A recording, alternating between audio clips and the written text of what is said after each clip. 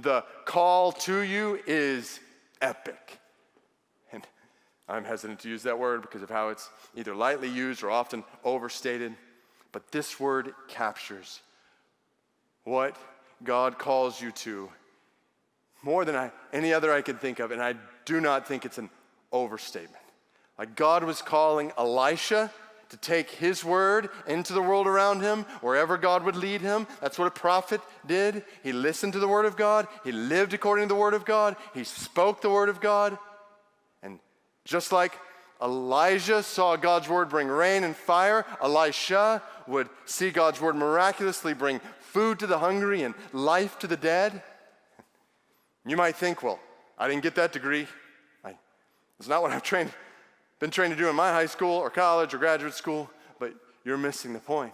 Like, lift your eyes, because this is exactly what Jesus has called and equipped you to do. You want to see what I mean by epic? I hear Jesus' words that we say to one another at the end of every one of our worship gatherings here. He says to every one of his followers, go and make disciples of all nations. That's what the fiery-eyed prophet named Jesus has told you to do.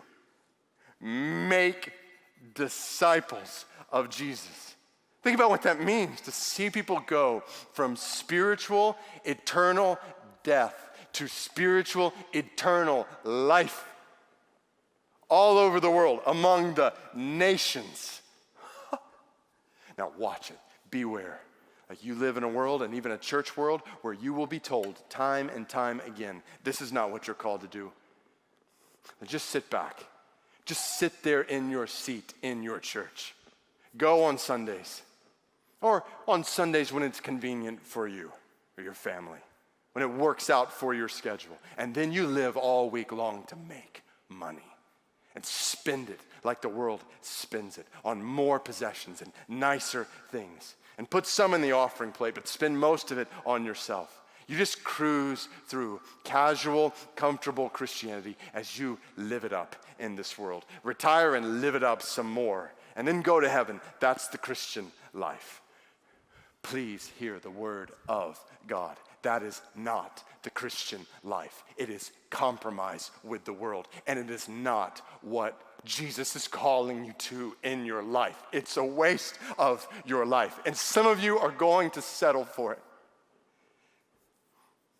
Some of you are going to settle for a good job and a good family and a nice car and long weekends and a few good friends and a fun retirement and an easy death and no hell, and you're going to think that's success.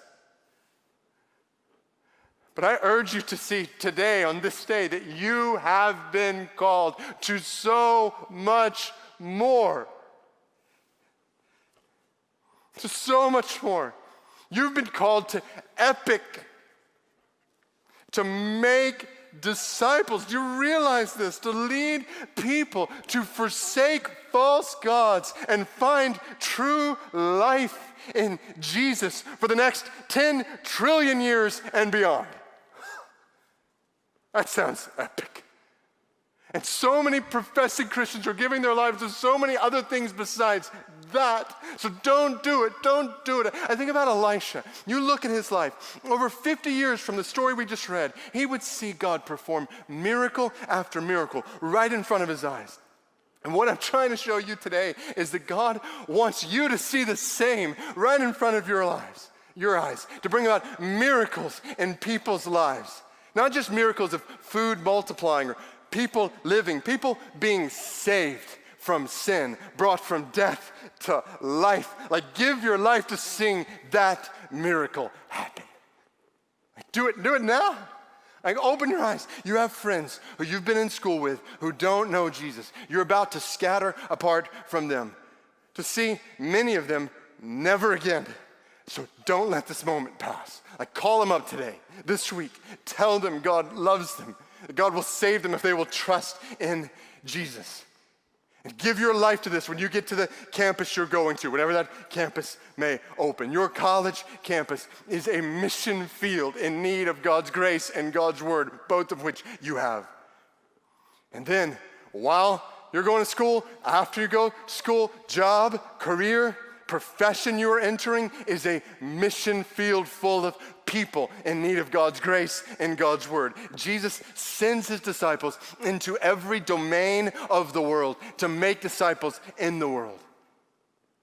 In all the marketplace, in all the places where we work. And then retirement, if God gives you that, just opens the door to spend even more devoted time to this mission in the world. And don't ignore that last part. Jesus was not mistaken when he said, do this among all nations. So don't let men and women tell you, even in the church, you just care about the people right around you. You don't care about people far from you. No, you do care about people far from you because Jesus said to care about people far from you. You care about the Tatar in Russia and the Baloch in Pakistan and the Berber in Morocco and 7,000 other people groups who haven't even heard the good news of how God can save them from their sins because we have not cared for them. You care about them, pray for them every day, and you say, God, I'll go to any one of them you want me to go to.